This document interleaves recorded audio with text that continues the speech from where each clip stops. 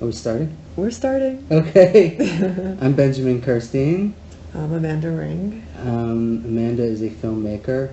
I am a film critic, which means I'm kind of a parasite on Amanda's work. No. And Ben's a great writer, and we're doing some work together. We're writing some stuff together. We are. And we're here to talk about the Giants. Yeah, we're here to talk about the person, the he who shall not be named. We're here to talk about, I'm going to name him, the one and only Stanley Kubrick, who's a big favorite of both of ours. Pretty much everybody. Yeah. Anyone that's in this world. Involved in film or cinema of any kind. It's just impossible not to talk a little bit about what he means to you when you're on this crazy cinematic journey. So I guess that's my first question, just to throw it out there. Why Kubrick? I know that's a huge question, but what is it about him what's the charisma that he has that draws us in? It's the totality. It's like, you know, to use like a really pretentious word, like the Gesamtkunstwerk, like the total work of art. I have no idea what that is. It's like, is it Wagner's idea of the... yeah, I think so. Yeah, maybe. I don't remember. but basically, it's you know, there's no stone unturned in anything that Kubrick does. He's completely mastered every element of the filmmaking process, and he's in absolute total control. And from the second it projects onto the screen, the second one of his films projects itself onto the screen, you're there. Like, it's like he's hooked you in, even from the first shot, or, you know, from the first sound. And when his name, you know, trickles up, like, you get like a little bit of goosebumps. That, you know, there's something, you know that you are in his hands, and even though he's no longer with us, it's like you're in a dimension with him. We were actually talking a little bit about this the other day, but I feel like there's two, basically, once you get into sound film, there's really only two geniuses, Orson Welles and Stanley Kubrick. Yeah. That's basically the only real geniuses. There may be better filmmakers, you know, but they're the geniuses. Right. And I feel like the reason, maybe the way that you see that the most, is that kind of absolute intentionality behind every shot. Like, there's not a shot that is wasted in any of their pictures. No, I mean, like, it's hard to imagine that he, you know, it seems like he spent, you know, days on every shot. Which I think he did, by the way. Yeah, I mean, he was quite an obsessive character, and he was later on in life reclusive, and he had, if you watch some of his documentaries, he had, you know, a gigantic castle in England, and boxes of things. Yes, I've seen that. And I mean, all that's, you know, if you're like a little bit obsessive the way, you know, some of us are, like me, like, it's exciting actually to see that kind of organization and that kind of setup that's really designed to out, you know, it's like taking a piece of your brain and putting it out into the studio, and then before you even get to the filmmaking process. So he just was, you know, he had no shame in saying, like, I need it to be completely controlled, you know, and every pixel, well, there weren't pixels back then, but, you know, every frame, every section of one frame had to be exactly as he imagined it, and he took the liberty to do it, and he convinced everybody else to let him do it that way also. That's really the gift, isn't it? That he had something in him that brought people along on that journey, as arduous as it was. Because, I mean, part of that, what you're talking about, is that legendary thing of him doing like 120 takes of a given scene. Right. I mean, that's, in a way, that's the method in the madness. Right, and that's after he had done days and weeks and months and years of work. Preparation. And so it was, you know, he still said, I still want to do 100 takes on the scene, even after I've, you know, imagine that I had built it out already, you know, planned it out perfectly. Do you think maybe that's the source of that sense of intentionality, that he wanted to exhaust all the possibilities of every shot before he was satisfied?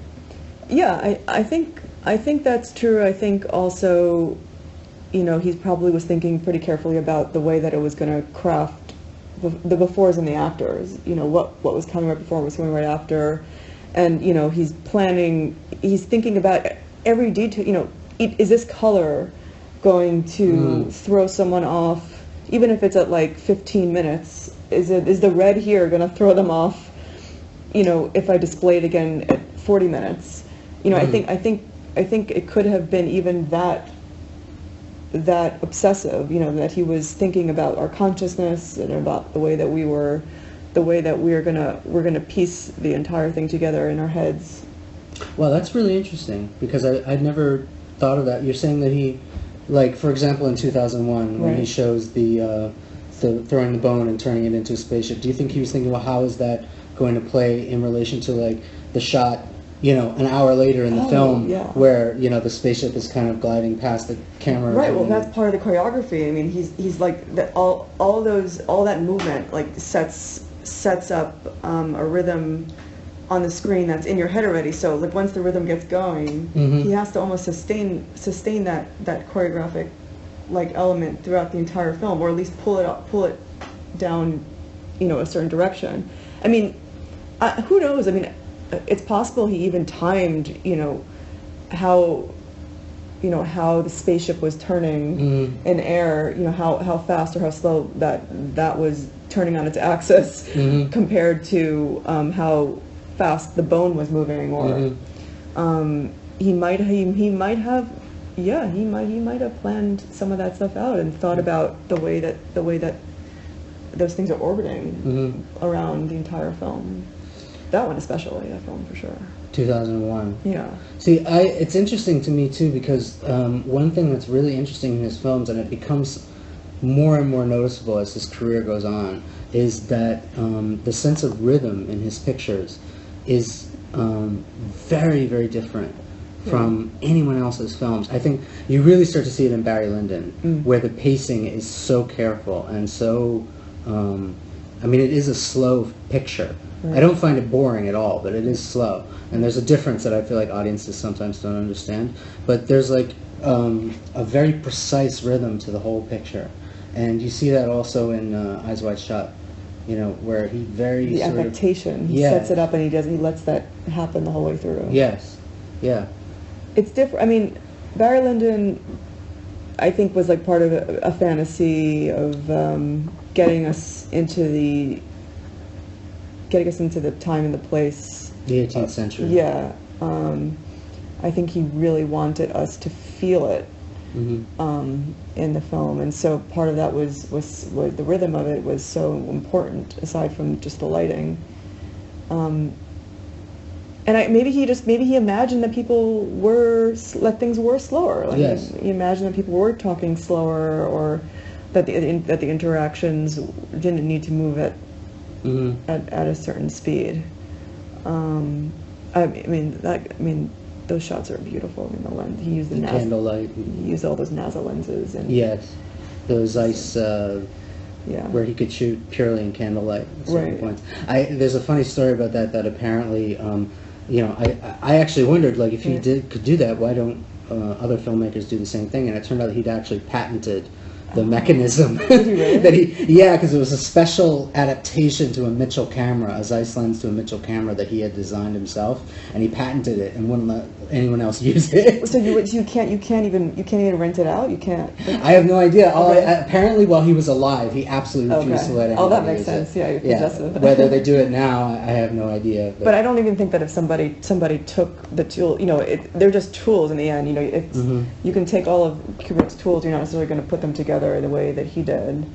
But I wonder even if filmmakers have the patience of the, you know, the homework that he did. Like, does anyone even have that kind of intense focus? Yeah, I know that, for example, someone said that with Napoleon, I saw this in a documentary, that he had file cards for like every week, every month of Napoleon's life, so he could know exactly where Napoleon was and what he was doing on any given day, or something like this. I mean, it was literally to that point of just total obsessiveness. But he doesn't need that for the film. I think some of that might have happened because of the constant delays of getting that film off the ground, which never happened. Yeah. Maybe he had the liberty to almost to just go deeper and deeper into all the backstories and like get himself into like a state of incredible mastery. They're actually someone else is going to be shooting Napoleon.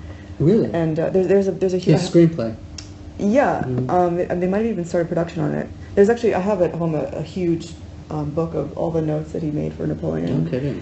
And yeah, I'd love to see that. Yeah, he basically set up, he set it up perfectly for somebody else to take it. Of course, it's never going to look like the way he did it.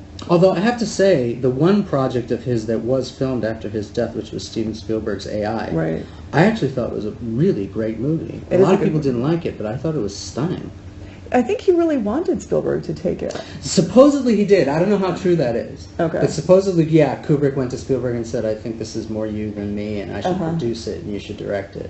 Right. Whether that's true or has been exaggerated over time, I don't know. It would have been interesting to really see Kubrick take on AI. I mean, given that he did the whole HAL thing so long ago, basically predicting iPads in 2001. Yeah, yes, exactly. Like they show up in the movie. Yeah, touch screens and literally it looks like there's one device that looks like an iPad. It's like almost exactly the same size when they're on the space, the spaceship. And a digital camera, a camera that's just a lens without any film in it. And when he phones into his daughter, and it's got basically a FaceTime. I mean, it's genius. It's remarkable. He just he just understood where it was all going. So let's on 2001, which is I think there's I won't say a consensus. There's never a consensus on Kubrick, but except the fact that he was a great filmmaker.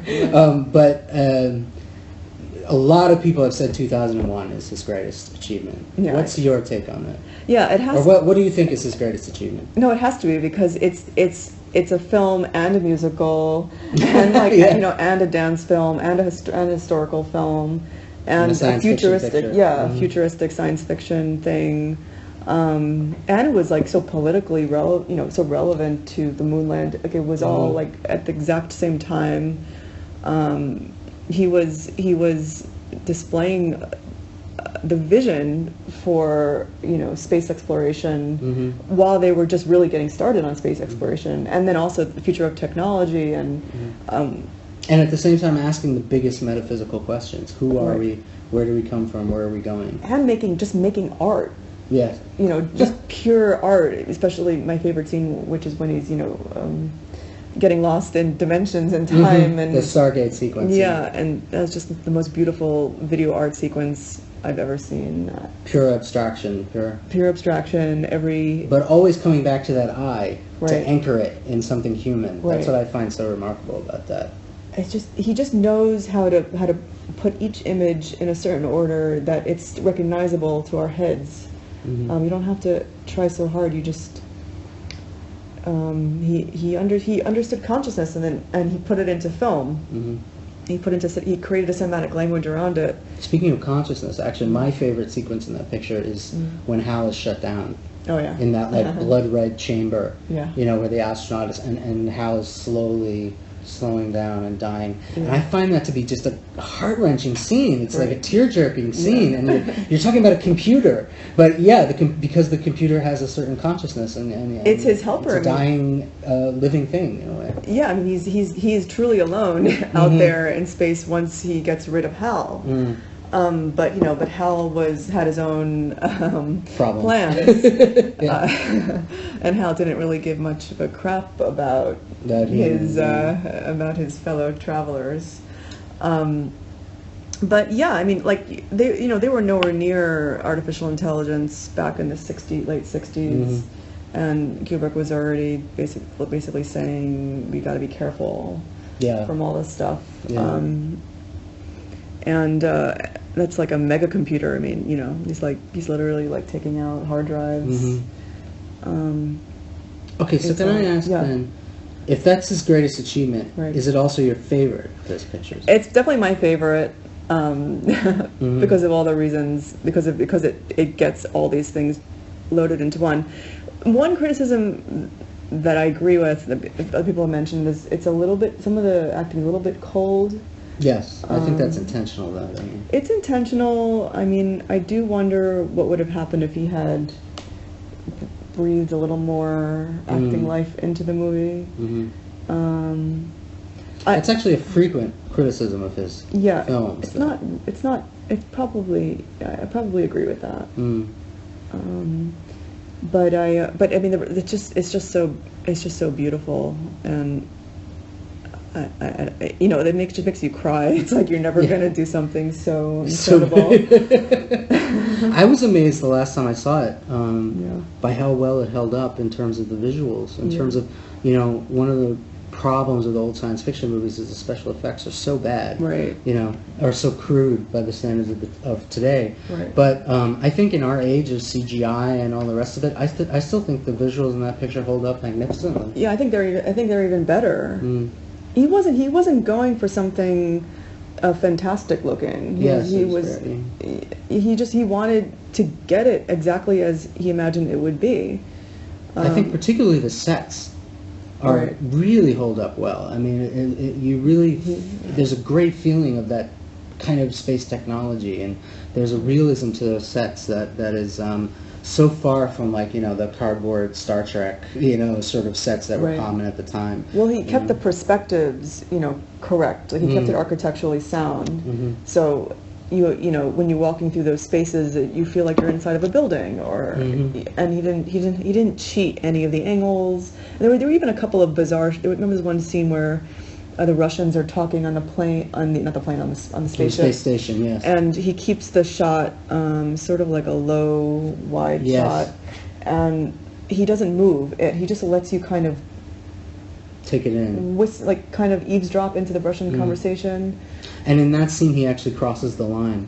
Oh, okay. The 180-degree line. He flips to the other side once or twice, I think, which works because what's his name, Haywood Floyd, is hiding something from the Russians. Yes. And they're trying to get it out of him. So in this very polite conversation, there's this really kind of dark struggle going on, and Kubrick, by flipping around, kind of unsettles you and lets you know what's happening. Well, yeah, you feel like you're stuck. You're a fly. You're not even a fly. You feel like you're sitting there reading a magazine, you know, watching this political situation happen right in front of you, and you're struggling to understand what they're saying. One, because of language, but also struggling to understand what sort of intrigue is happening, and that, you know, making us work a little bit hard is what pulls you into the humanity of the film, because there you are in a very like fantastical situation in this spaceship in space. Like, who the heck knows where you are in space, how many years ahead.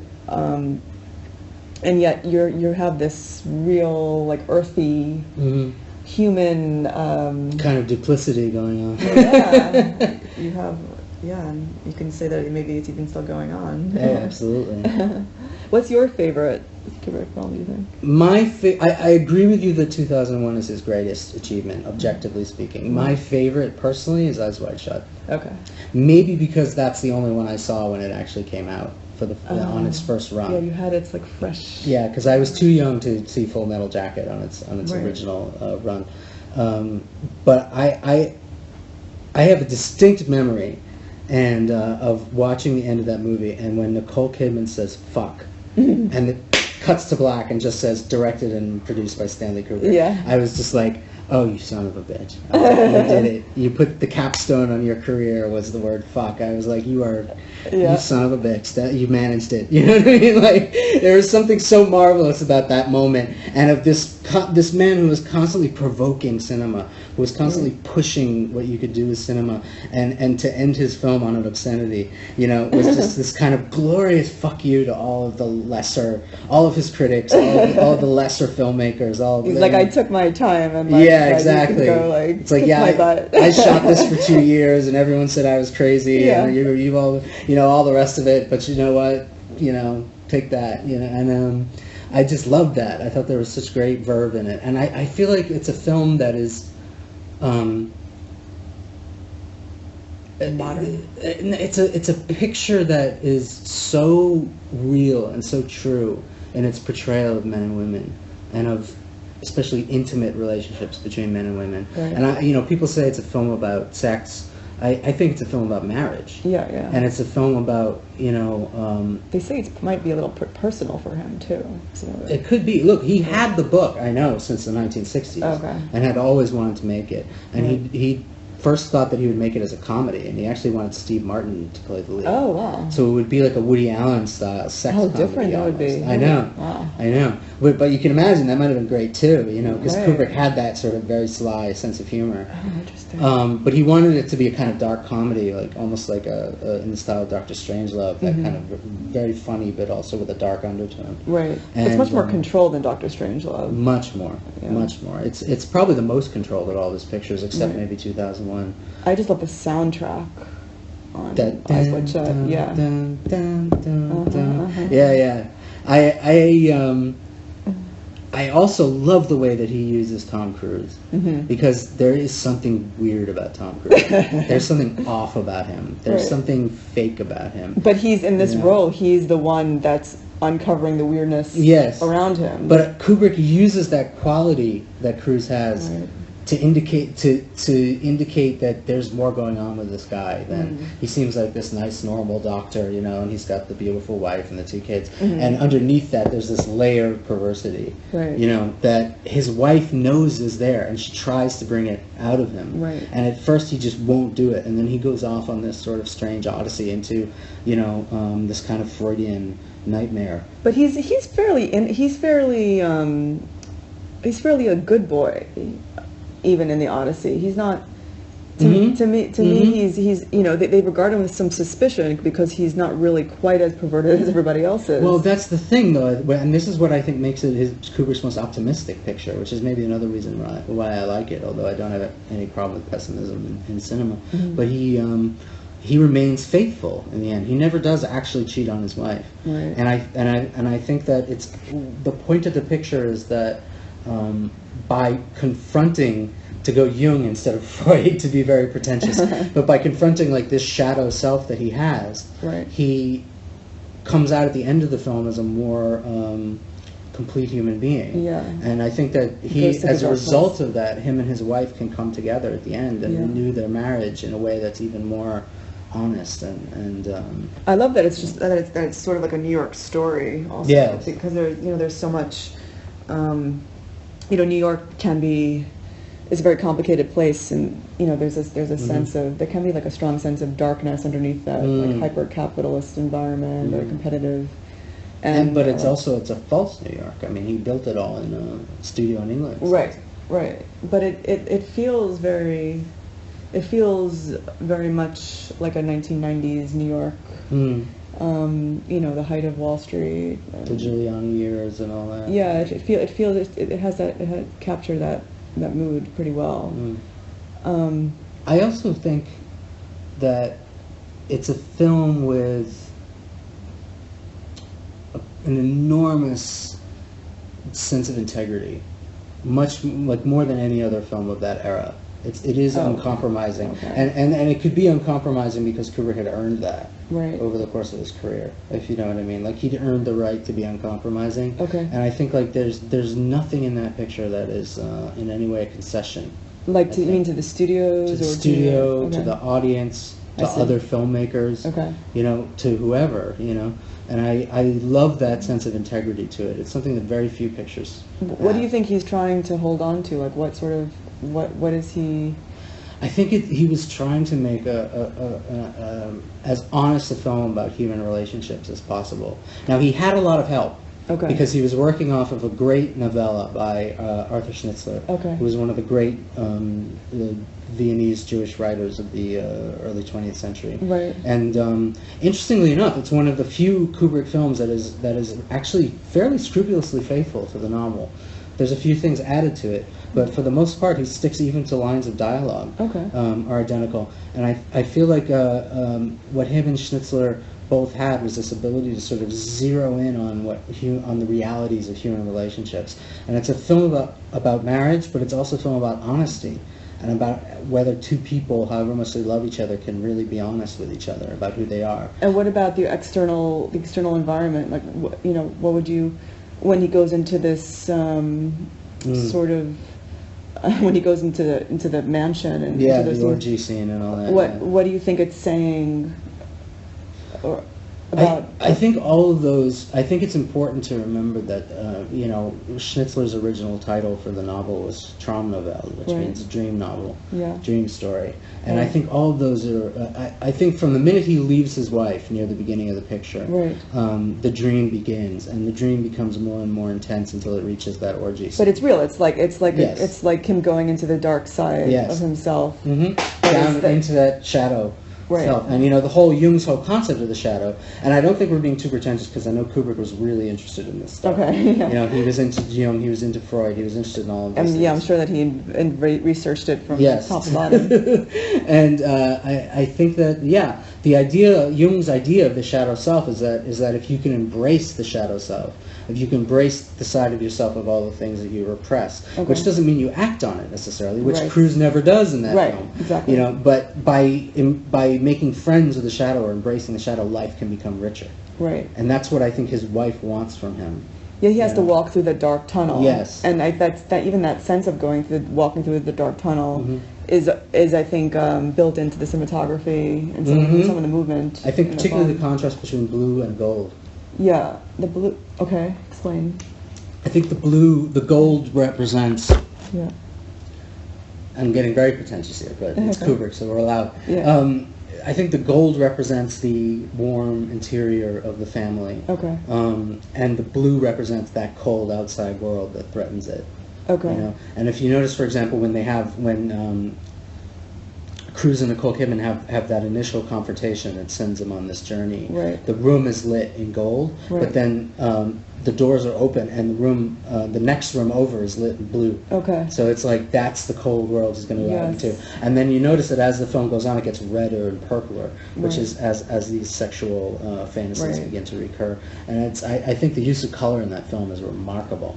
And unquestionably intentional. Yeah, he always uses color very intentionally. But I've always the camera movements that some of those traveling shots and when you were saying about going through the dark tunnel, to me now that makes a lot of sense about how the camera was moving in this very tunneled way, like through these series of rooms. Through the rooms, like you're kind of like snake. Like in a snake-like movement going through the rooms, and you could feel the visuals kind of brush past you on the sides, the sides of the frame. So there is that sort of tunnel vision. Yes. And it's moving quite slowly. Which is, that's a famous Kubrick motif, is those long, reverse tracking shots and symmetrical. Stuff like that. Very symmetrical, yeah. So, but he's looser. He's looser in this film than he is in any of the other ones. Well, he was an old master by that time. Right. He was an old man, more or less, and he, I think, and this is something that I think you see in all of Kubrick's pictures post Clockwork Orange, is that there's this slow paring down of the aesthetics of cinema to a kind of absolute simplicity, a sort of clarity of line like the old Japanese the master calligraphers have, And the Philip Glass soundtrack also is like, the ultimate. I don't think it's Philip Glass. It's not Philip Glass? No, it's a woman named, I can't remember her name yeah, now. you're right. It's a British composer whose name I cannot unfortunately recall. I keep thinking it sounds like it's part of the Glass-like movement. Yeah, no, it's very similar. Yeah, it has that arpeggiated, sort of sense. Polak or something like that. I think her name was. But yeah, it's a beautiful piece. He just basically was like, let's get rid of the soundtrack and let's just do like one or two notes. Yeah. Oh no, you mean the dun, dun? Yeah, no, that's Giorgio Ligeti. That's Ligeti. That's Ligeti. Right. Yes, and that's also marvelous. So Jocelyn Pook did the music for the orgy sequence. Where did I get Glass from? Is that so? Philip Glass he's done other soundtracks for. Okay. Very, like Errol Morris. He's done a lot of soundtracks for Errol Morris. Thinking of the dance world because there's so many great minimalist dance pieces. Yeah, Ligeti. Right, I listened to that. Yeah. And Ligeti was 2001. Yes. Okay. Yes, I believe that the Stargate sequence is set to a Ligeti piece. I think. I think he has a few. Yeah. And then also in The Shining, he uses Ligeti. Okay. Oh, The Shining is a good one to talk about also. Yeah, The Shining, I think is and I don't want to go on too long about this, but The Shining was the only movie. Like when I was a teenager, I was a big Kubrick fan, and the only film that I had in common with my friends that I could say, oh, I love this movie, and they were like, oh, I've seen it and I loved it too, was The Shining. Right. Because that was the big commercial success. The Shining is a very, very scary film. Yeah. I think there's agreement on that from all sides. But that's a film that really grabs you in and holds you all the way to the bitter end, but in a much more classic Hollywood sort of way. It's just a good one. Yeah, you want to? No, don't go there yet. Not yet. No, but we're not done yet. We're not. No, we're not done yet. Okay. But what's your take on the use of the long take by Kubrick? Because in The Shining, it's very, very prominent. Those long shots of him following like the boy on the tricycle, and these long traveling Steadicam shots. Like, what do you think? What do you think is in The Shining and maybe in general? What do you think is the significance of the long take in Kubrick? I mean, it's suspense, but I would say even more, it's a feeling of innocence.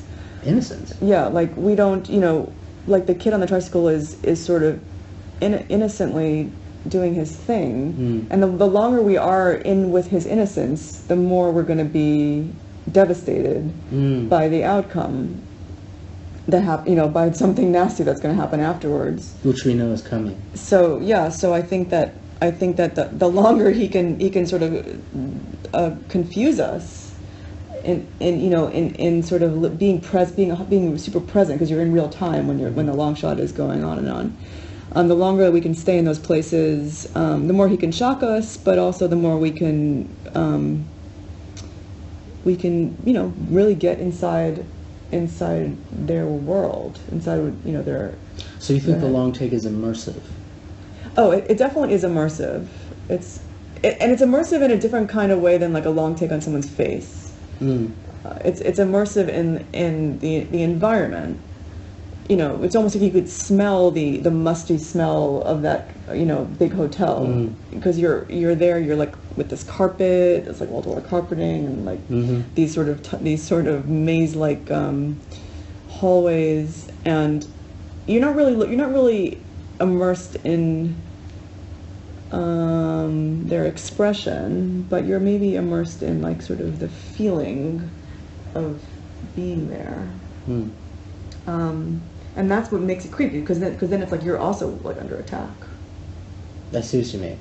He's putting you in a way in that environment where these horrible things are going to happen, essentially. Yeah, it's like a POV, but not a fly in the wall. There is a God's eye view quality to Kubrick that people have noted very often. But it's not God's eye. Like I would say, it's like more like virtual reality. You think Kubrick would become when virtual reality is perfected, we'll get a Stanley Kubrick of virtual reality? Oh, well, imagine what he would have done with it. No, I know. I mean, can you imagine what he would have done with today's CGI technology? Well, he probably would have trashed most of the things the way that most of the sort of over illustrated images, and even the last Star Wars movie that came out, which I liked. I liked a lot, and I especially liked the lead character, the actress. When I was watching like those like battles in space, they have the frame is full, like chock full of a million ships and a million different bullets and things, lasers like going everywhere.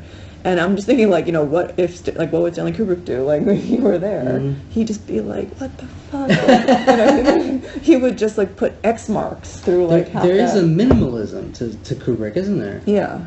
I mean, in general. Absolutely. And I heard also in the way he worked, like, he would work with, like, a crew of 12 people. You don't know where to look. I mean, when there's so much action happening in one frame, or even just one sequence, you don't know. It's just a sort of a bombardment. Yes. It's quite typical in films today. Yeah, it's not necessarily immersive. It's more just kind of like bombarding you, so you feel like you're under attack, but you're not actually really. It pushes you out, also. Yeah, I agree. It destroys your ability to empathize with the picture. Right. If you know what I mean. Yeah. So Kubrick's a master because he knew how to build the world in such a way that you were virtually kind of in with it, and also totally agreeing to be under his emotional and psychological control. Well, I think this is also with The Shining. It's a good time to talk about. One of the things that's most controversial about Kubrick is the acting in his pictures, particularly in his later pictures. Do you think Jack Nicholson went over the top, and do you think Kubrick made a mistake in letting him do it or asking him to do it? No. I don't think you can really make Jack Nicholson go over the top. Nicholson has no top. Yeah, because he just keeps getting more and more like manic, you know. I don't think any of that was over the top, and also Shelley Duvall was, you know, quite marvelous in that film. She's amazing. Unfortunately, she suffered a breakdown later on. Well, I think he was pretty rough with her. He was pretty rough with her. She was clearly a sensitive creature to begin with. But you know, the two of them, like watching the two of them, you know, it's funny because it's like in the 70s, so it's like they're both kind of like very sort of well-adjusted 70s couple, and being in this state of isolation pulls the thread out of all the masks that they wear and all the sort of comforts, and you start to see the underpinnings of their real selves, or at least the issue that they've been repressing, and then they end up shooting at each other with these things. Him being essentially a violent psychopath, and her being actually, interestingly enough, much stronger than she initially appears to be. Yes. You know, she's actually in a weird way a feminist character to my mind. Yeah. You know, she wins. She beats him off. She saves her child, you know. Right. And I've always felt, I've never understood why people see The Shining, for example, as having a bleak view of human nature. I mean, it's a horror movie, so it's very dark, but, you know, she wins, and they survive, you know. Her love for her child and her child's gifts end up saving them both. I mean, I feel like a lot of Kubrick's movies are more optimistic than they initially appear to be. He just doesn't beat you over the head with it. Right. If anything, he's making a comment about men who are, you know, sort of narcissistically involved in their and creating something of worth, and like you know, being like a big man and an alpha male situation, and like not, you know, he's failing to do any of the things that he had set out to do, which was, I guess, to write and to, you know, be isolated in a way that was going to be productive. And just watching him explode because his expectations were undermined, you know, it was very, very interesting in comparison to the sort of weak, submissive wife who has to muster her way out of it. Yeah. And but what I like about it is that she doesn't turn out to be nearly as weak and submissive as he thinks or as we thought. Right. You know? And I also, I feel like, and this is where I think people have a problem with Kubrick's, where people don't realize Kubrick's optimism, is that usually in films, hope and optimism is emotional. Whereas I feel like with Kubrick, it's intellectual. I think Kubrick believes man can be redeemed by reason. And I think you really see that in The Shining, because the way that Danny escapes and defeats his father is by backtracking on his own steps, so that his father gets lost trying to follow him at this false trail, and then in that way Danny has time to escape from the maze. Right. And I think that he wins. He obviously physically he can't overcome his father. He's too young. He's too small. He's too weak. But with his mind, he defeats his father, who by this time has become this bestial, almost animal creature. The primal versus sort of like a rational. Yes.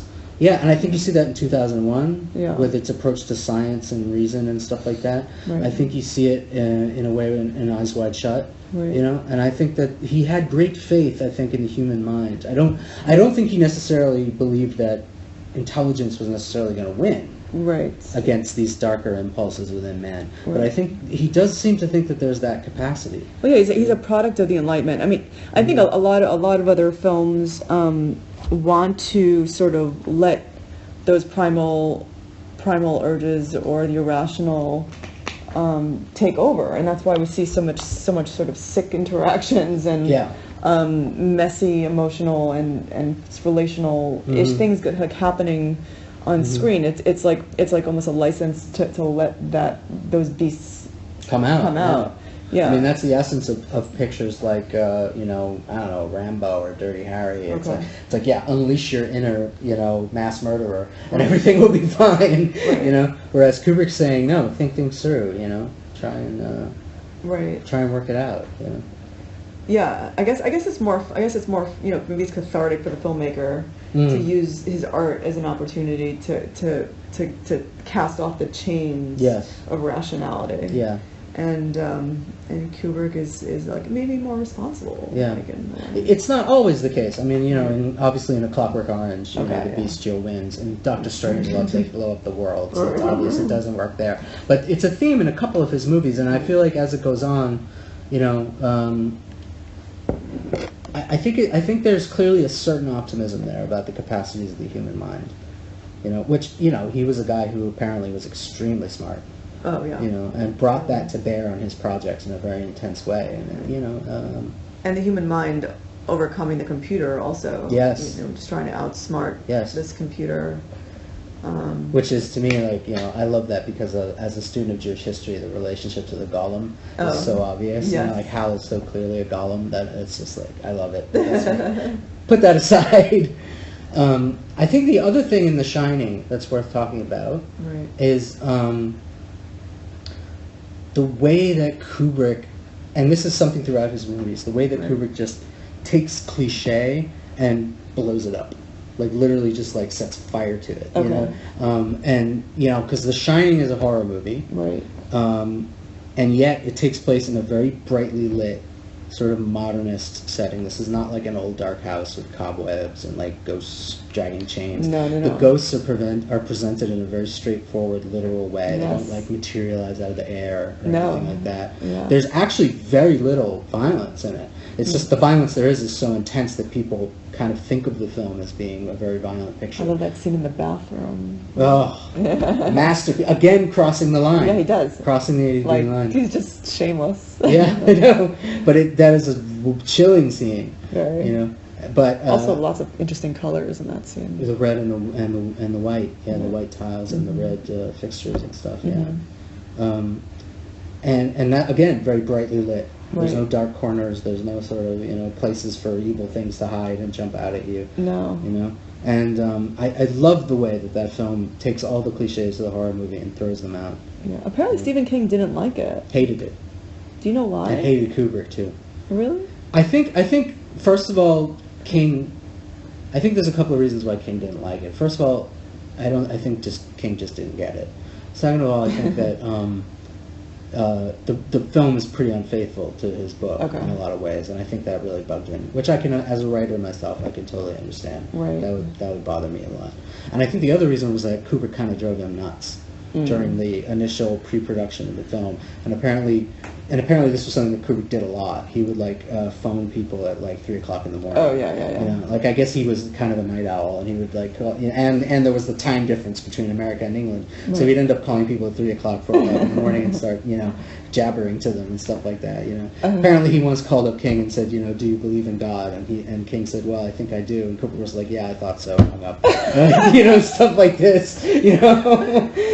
No, it's truly an obsessive mind. I mean, it's curious, you know, to think about what it was that level of obsession, how it helped him in the craft. You know, did it really help him, or was that maybe just him? The obsession? I think it's the method and the madness. I think it definitely helped his craft. Okay. I think it may have driven everybody else crazy. Right. And I think a lot of times it was probably unnecessary. I doubt he had to go to 120 takes every time he went to 120 takes.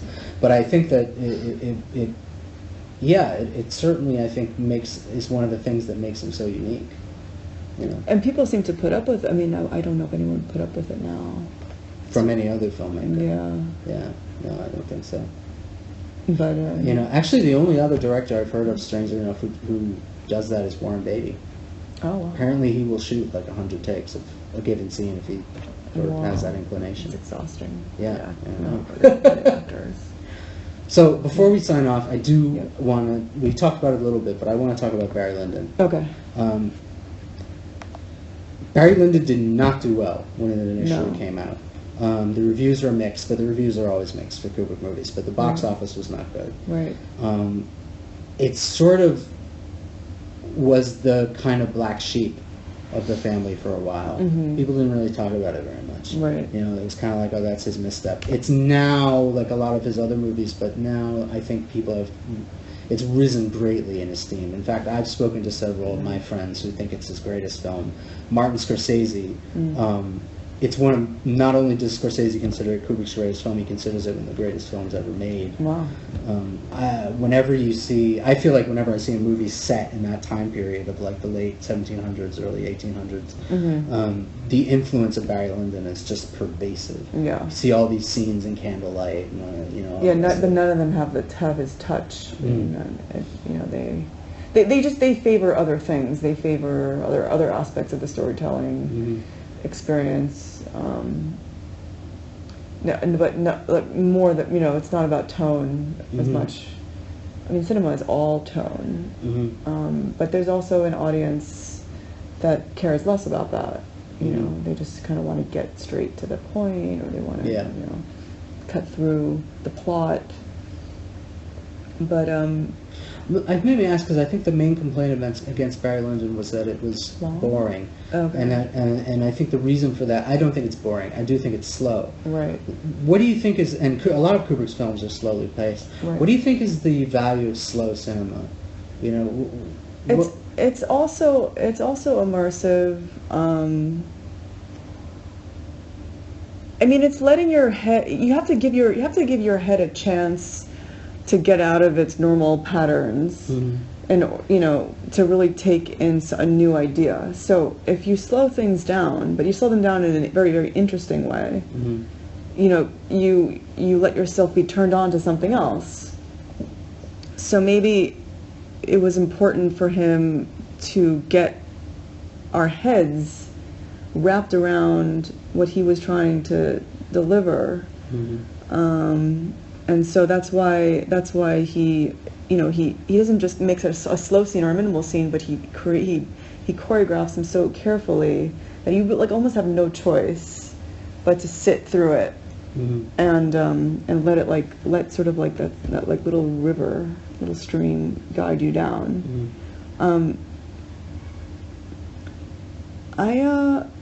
I think, you know, it's like you have to let your consciousness change a little bit. Like he wants you to have an experience that changes you also at the end, because the point, he's making a lot of points in all these films, and they're not going to get across, you know, maybe without like a real deep sense of empathy. You can't rush through them. They have to be allowed to breathe. Yeah, they have to crawl under your skin. I mean, his films always crawl under my skin. Yes, absolutely. Very few films really do that. A lot of them scare you. A lot of things on TV, especially, they kind of shock you. They scare you. They make you feel like a little neurotic or like a little anxious.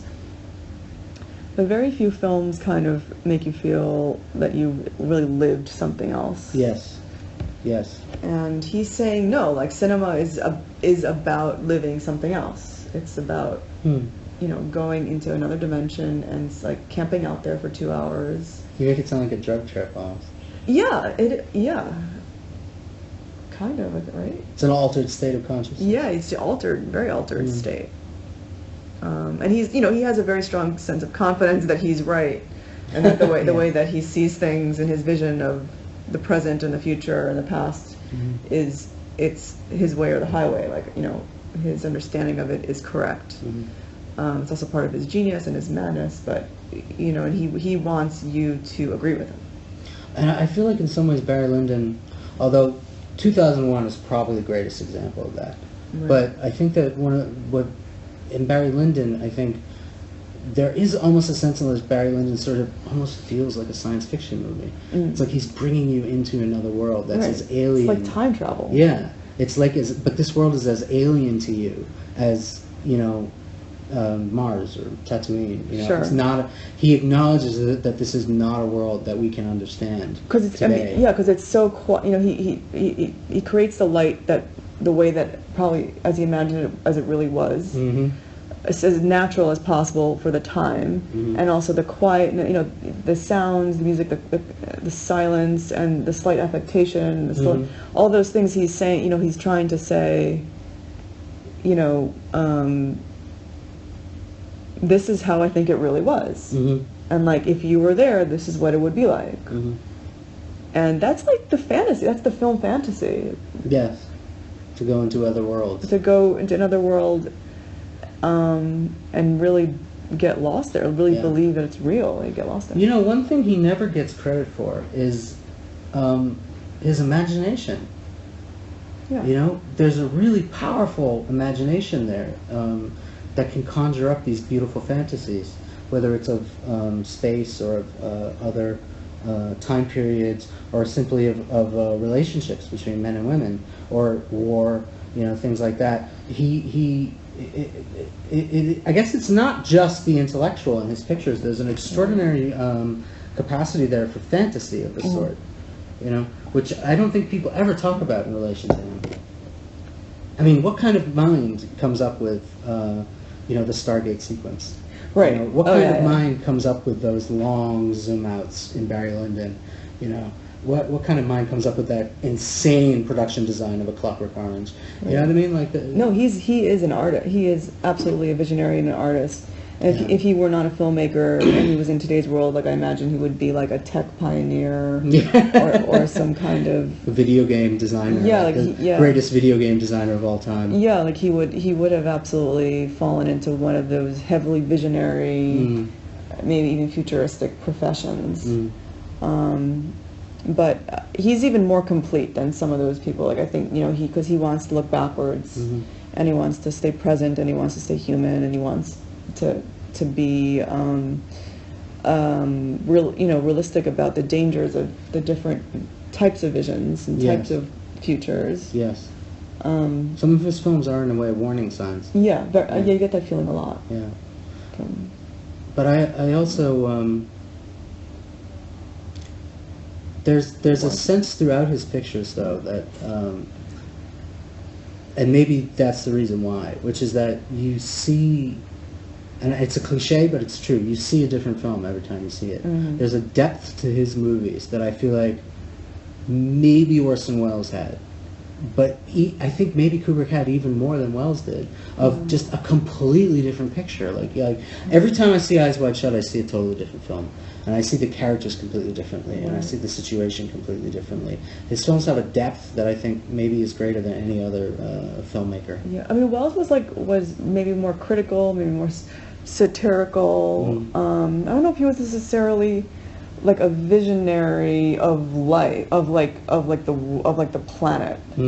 You know, he didn't hunt as big game as Kubrick did. Yeah, I think he was very pinpointed on journalism and on media and Hollywood, and on American sort of political, you know, even psychological, and you know, Citizen Kane, just like psychology of the frontier family, and you know, and kids leaving their parents, and what happens. And great wealth, the effects of great wealth. And sort of, and living like a bit of a grifter lifestyle, and all that sort of thing. And he's making a commentary on all those things. And I think Kubrick is on a more like universal level. He's trying to talk about, you know, the whole world, and like everything beyond existence, and mankind, and like he just will go back to the apes and then jump forward to the spaceship, and he says he's just without any shame, he's like, there's a connection and I'm going to draw it, and you're going to believe it. But I think it's also wonderful that at the end of his career, and this is going to sound terribly cheesy, but he came back to the most basic, he came back to love, basically. He came back to the most basic connection between two people. That's really good. You know, at the end of his career. Right. And of course, you know, ends it with fuck. But there's something immensely fitting about that, I think. Yeah, like you can hop all the way, you can hop in all the, you know, in all your fantasies and think about every other, you know, every kind of situation that's happened in the past and might happen in the future. But, you know, we're built on these social relationships, And that there's a certain redemption in being. The health of those relationships is the thing. Yeah, in having fidelity, like fidelio, as it's always used, as is used prominently in Eyes Wide Shut. That sense of being true to those relationships, creating meaningful connections, and building the world from there. Yeah, I feel Eyes Wide Shut is a very optimistic picture, really, because it says you can go through this journey and come out on the other end and still be, and not only survive but be stronger with another person, you know, and maybe that's the journey he went on also throughout all those pictures. You know? Like after all the obsessions and the sort of daydreaming about technology and the past and the man future. And the future, and you know, love and hate and violence and sex and all that stuff, you know. And he's like, what's going on at home? What's happening? Yeah, exactly. In your, exactly. So stay with your wife and kid. That's very basic stuff. So I think with that we'll stop on Kubrick for now. Any final thoughts?